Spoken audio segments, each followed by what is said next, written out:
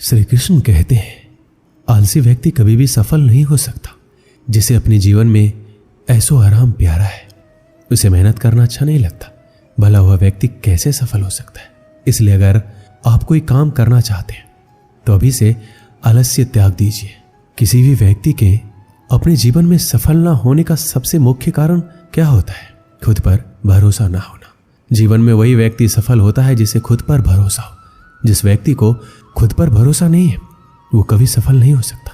एक बार दानवीर कर्ण ने भगवान श्री कृष्ण को अपनी व्यथा सुनाई और कहा, हे प्रभु, जब मैं पैदा हुआ तब मेरी मां ने मुझे त्याग दिया। इसमें मेरा क्या अपराध था? द्रोणाचार्य ने मुझे शिक्षा देने से मना कर दिया क्योंकि वो मुझे क्षत्रिय नहीं मानते थे। इसमें भी मेरा क्या अपराध? और द्रौपदी के स्वयंवर में मुझे अपमानित किया गया क्योंकि मैं महाराज परिवार का हिस्सा नहीं हूं। जवाब में श्री कृष्ण ने कहा, हे कर्ण, मेरा जन्म हुआ तब मैं कारागार में था और पैदा होते ही मेरी मृत्यु मेरा प्रतीक्षा कर रही थी।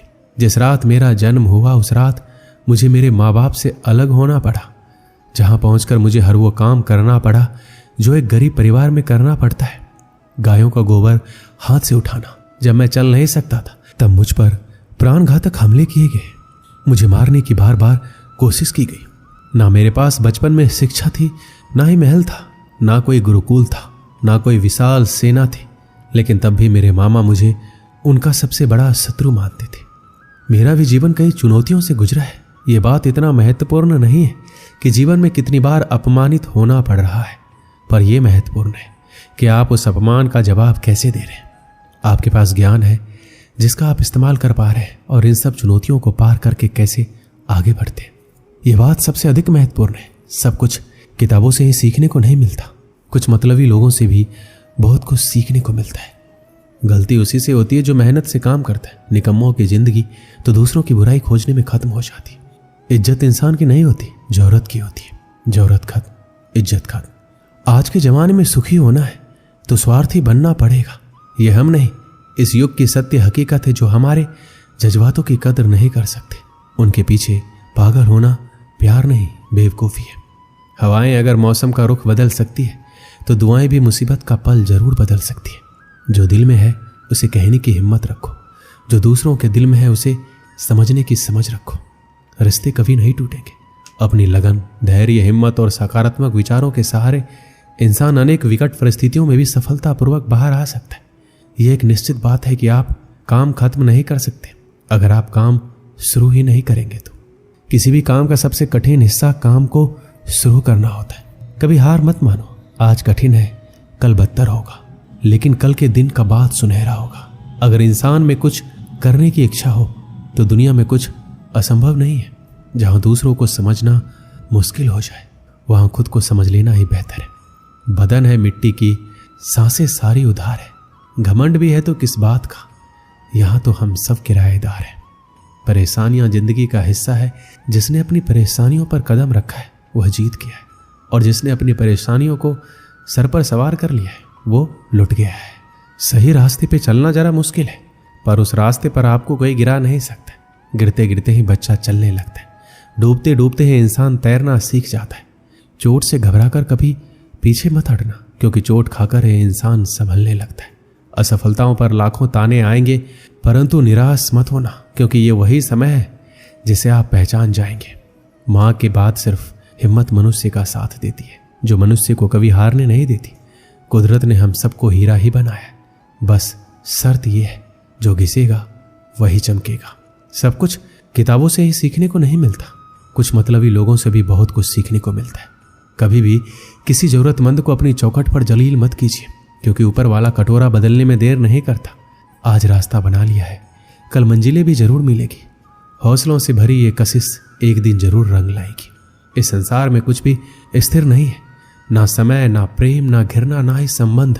कोई आपको ना समझे तो चिंता मत करना, क्योंकि अच्छे लोग और अच्छी किताबें हर किसी को समझ में नहीं आती। मित्रता कोई स्वार्थ नहीं बल्कि एक विश्वास है, जहां सुख में हंसी मजाक से लेकर संकट में साथ देने की जिम्मेदारी होती है। यहाँ झूठे वादे नहीं बल्कि सच्ची कोशिश की जाती है। सच्ची बात बोलने वाला और सही राह पर चलने वाला इंसान हमेशा दुनिया को कड़वा लगता है। प्रशंसा चाहे जितना भी करो, लेकिन अपमान बहुत सोच समझकर करना चाहिए। लगन छोटा सा शब्द है, जिसे लग जाती है उसका जीवन बदल जाता है।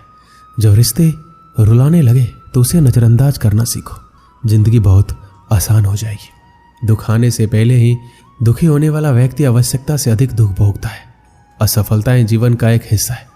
अगर आप कभी असफल नहीं होंगे तो आप कभी सीखेंगे ही नहीं, और जब आप सीखेंगे नहीं, परिणाम स्वरूप आप में बदलाव नहीं आएगा और ना ही आप कई चीजें सीख पाएंगे। इसलिए जीवन में असफलताएं बहुत महत्वपूर्ण है। वक्त से लड़कर जो नसीब बदल दे, इंसान वही जो तकदीर बदल दे। कल क्या होगा कभी मत सोचो, क्या पता कल खुद अपनी तस्वीर बदल दे। श्री कृष्ण कहते हैं, इंसान के बर्बाद होने के 5 कारण हैं: नींद, गुस्सा, डर, थकान और काम टालने की आदत। सफलता खुशी की चाबी नहीं है, खुशी सफलता की चाबी है। आप जो कर रहे हैं उससे अगर आप प्यार करते हो तो आप जरूर सफल होंगे। दूसरों का भला करने वाले मनुष्य को हमेशा कष्ट का सामना करना पड़ता है, क्योंकि हमेशा फल देने वाले वृक्ष को पत्थरों की मार सहनी पड़ती है। सत्य से कमाया हुआ धन हर प्रकार से सुख देता है, छल कपट से कमाया हुआ धन हमेशा दुख देता है। एक समझदार व्यक्ति वही है जो दूसरों को देखकर उसकी विशेषता को सीखता है, उससे तुलना और ईर्ष्या नहीं करता। एक समय की बात है, एक निर्धन व्यक्ति राजा के महल में माली का काम करता था। उसने राजमहल के बाग में कई प्रकार के फलों के पेड़ लगाए थे। जो फल पक जाते वो तोड़कर राजा के सामने प्रस्तुत कर देता। कई बार खुश होकर राजा उसे इनाम भी देते।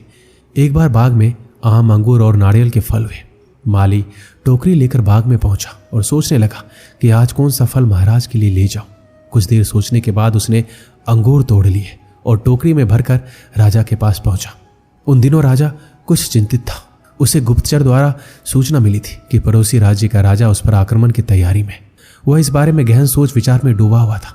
तभी माली उसके पास पहुंचा और चुपचाप उसके सामने टोकरी रखकर कुछ दूर जाकर बैठ गया। राजा मंथन करते करते टोकरी से अंगूर उठाकर खाने लगा। वह आधा अंगूर खाता और आधा फेंक देता, जो माली के ऊपर गिरता। जैसे ही अंगूर माली को लगता, वह कहता, भगवान तू बड़ा दयालु है। सोच विचार में डूबे राजा का ध्यान इस और नहीं था कि वह अंगूर माली के ऊपर फेंक रहा है। एक बार फिर उसने अंगूर माली के ऊपर फेंका और माली ने फिर से कहा, भगवान तू बड़ा दयालु है। इस बार राजा का ध्यान माली की ओर चला गया।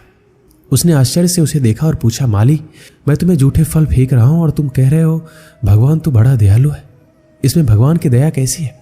माली ने उत्तर दिया, महाराज आज बाग में 3 तरह के फल थे, आम, अंगूर और नारियल। मैं सोच रहा था आपके लिए कौन सा फल लाऊं। भगवान की दया से मेरी बुद्धि में आया कि आपके लिए अंगूर ले चलो, और मैं अंगूर ले आया। यदि मैं आम और नारियल ले आता तो सोचिए मेरा क्या हाल होता। इसलिए मैं कह रहा हूं कि भगवान बड़ा दयालु है। राजा माली का उत्तर सोचने लगा कि वह व्यर्थ में चिंतित है। भगवान की दया से उसे समय रहते पड़ोसी राज्य के राजा के पहले से ही हुई योजना का पता चल गया है। इससे उसे अपने राज्य की रक्षा की तैयारी का पर्याप्त समय मिल गया है। उसने भगवान को धन्यवाद दिया और राज्य की रक्षा की तैयारी में जुट गया। जब युद्ध हुआ तो उसमें उसकी विजय हुई और उसने अपना राज्य बचा लिया। इस कहानी से हमें क्या सीख मिलती है? समय का चक्र ऐसा ही है, कभी अच्छा समय आएगा तो कभी बुरा। अच्छे समय में हम भगवान को धन्यवाद देना भूल जाते हैं और बुरे समय में शिकायत करने लग जाते हैं, जबकि आवश्यकता है अच्छे समय के लिए हम भगवान का धन्यवाद करें और बुरे समय के लिए आभार व्यक्त करें कि हमें हर परिस्थितियों का सामना करने के लिए ही वह हमारे सामने वो परिस्थितियां उत्पन्न की है। छोटी छोटी परेशानियों का सामना करके हम बड़े मुसीबतों का सामना करने योग्य बन पाएंगे। इसलिए जीवन में आने वाली छोटी छोटी समस्याओं से घबराएं नहीं, सकारात्मक रहकर समस्या के निवारण के बारे में चिंतन करें, योजना बनाएं और निवारण में जुट जाएं। बुरी परिस्थितियां आपकी दृढ़ता की परीक्षा है।